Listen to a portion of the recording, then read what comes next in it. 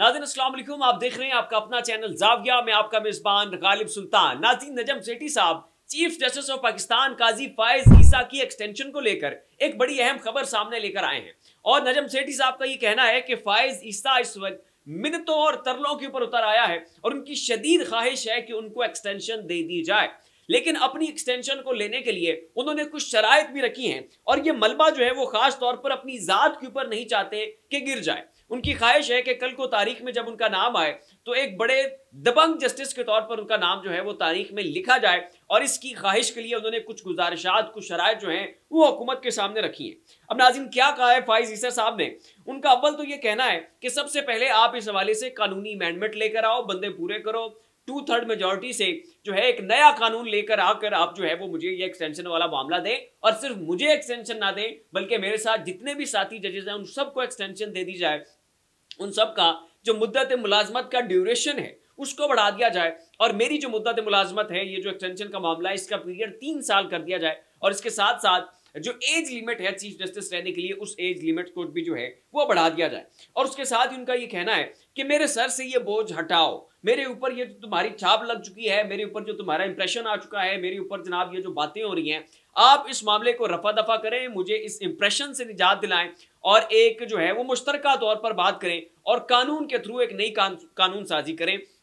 और फिर नाज़रीन, फायज ईसा का यह कहना है कि चूंकि सुप्रीम कोर्ट का मखसूस नशिस्तों वाला मामला जो है वो जाहिर सारी चीजें लटक चुकी हैं और जैसे आपके प्लान थे वो अमली जामा नहीं पहन सके, लिहाजा आप ये करें कि जो सुप्रीम कोर्ट का मखसूस नशिस्तों का फैसला है इसको ना माने और ये कहते हुए इनकार कर दे कि सुप्रीम कोर्ट ने अपनी आईनी हदूद से तजावुज किया है और आइन को रीराइट किया है। तो ये तजावीज़ जो है नाज़रीन, ये भी फायज ईसा की जानिब से पाकिस्तान की हुकूमत को, शहबाज शरीफ साहब को, मौजूदा सेटअप को जो है वो दी गई है। अब ऐसे में नाज़रीन हुकूमत की जानिब से बंदे तोड़ने की भरपूर अंदाज में कोशिश की जा रही है। नाज़रीन, 28 अगस्त को कौमी असम्बली का इजलास बुलाया जा रहा है और ये इजलास जो है मुश्तरका इजलास होगा। सेनेट के अरकान भी आएंगे और कौमी असम्बली के अरकान भी आएंगे और इसके बारे में रिपोर्टेडली ये कहा जा रहा है कि हो ना हो ये जो इजलास होने जा रहा है इसमें कोई बहुत बड़ी कानून साजी होगी, बहुत बड़ी आइन साजी होगी, कोई बड़ी कानूनी अमेंडमेंट होगी और जो फायज ईसा की एक्सटेंशन की राह है उसको हमवार करने की हर मुमकिन कोशिश की जाएगी और इसीलिए कौमी असम्बली का ये इजलास बुलाया जा रहा है। लेकिन इस हवाले से खबरें इसलिए मंजर-ए-आम के ऊपर नहीं लाई जा रही हैं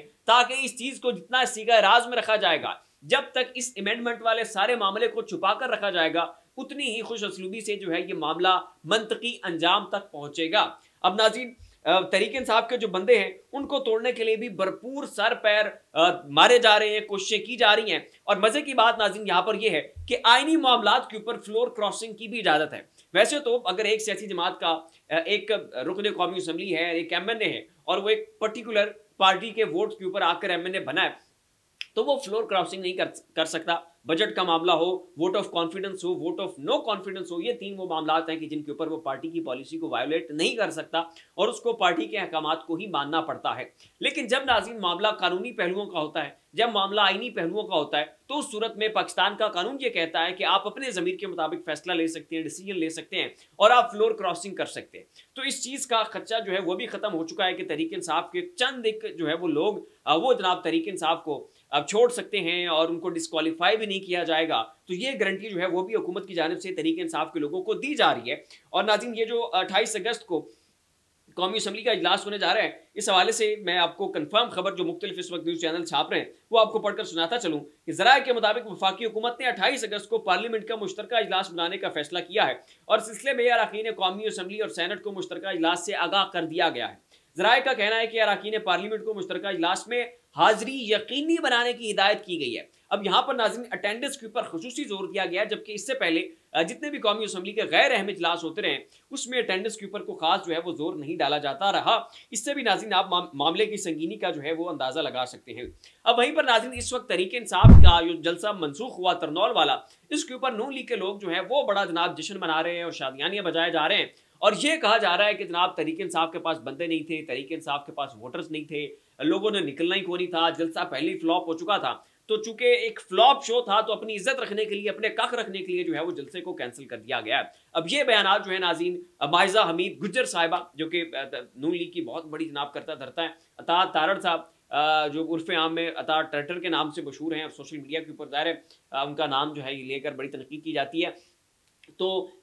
वो भी जनाब बढ़ चढ़कर आखिर इस मामले में हिस्सा ले रहे हैं और कह रहे हैं कि जनाब तहरीक इंसाफ के पास बंदे नहीं है। तो यहाँ पर इनके लिए एक छोटा सा खुला सा चैलेंज है कि अभी आप जनाब ऐलान कर दें कि तहरीक इंसाफ को इस्लामाबाद में जलसा करने की इजाजत है और सिर्फ 12 घंटे दे दें, 24 घंटे भी ना दें, सिर्फ और सिर्फ 12 भी मैंने शायद ज्यादा कह दिया, आप 6 घंटे पहले अनाउंसमेंट कर दें। 6 घंटे पहले ये अनाउंसमेंट आप इस्लामाबाद के अंदर कर दें, लाहौर के अंदर कर दें, पेशावर के अंदर कर दें, पिंडी के अंदर कर दें, किसी पाकिस्तान के बड़े शहर के अंदर आप ये ऐलान कर दें कि जनाब 6 घंटे का वक्त है, कोई हुकूमती पाबंदी नहीं होगी, कोई जनाब कंटेनर नहीं खड़े किए जाएंगे, कोई रास्ता नहीं ब्लॉक होगा, आप आ जाए तहरीक इंसाफ के सारे वर्कर सपोर्टर, आप इमरान खान साहब के नाम के ऊपर जलसा कर लें। मैं कहता हूं जिस जगह को भी आप चुनेंगे, चाहे जितना बड़ा ग्राउंड क्यों ना हो, वो जगह जो है वो तहरीक इंसाफ के उन वर्कर्स के लिए कम पड़ जाएगी, वो भी 6 घंटे की डेडलाइन के ऊपर। तो खैर, और फिर इस्लामाबाद को जो जितने भी रास्ते जाते थे जो तरनौल की जलसागाह को पहुंचने के लिए, वो तमाम तर रास्ते बंद थे, तमाम तर देहात कि जिनकी छोटी छोटी गलियां, छोटी छोटी कच्ची सड़कें जो हैं वो इस्लामाबाद को पहुंचती थी, तरनौल के उस जलसागाह को पहुंचती थी, वो भी ब्लॉक किए हुए थे। और फिर ये कह रहे हैं कि जनाब तहरीक इंसाफ के पास सपोर्टर्स नहीं थे, लोग नहीं थे, और इसलिए जो है वो इस जलसे को कैंसिल किया गया। फिलहाल इतना ही। ऐसी मज़ीद लम्हा बलमा अपडेट्स के लिए हमारा चैनल ज़ाविया सब्सक्राइब कर लें। शुक्रिया।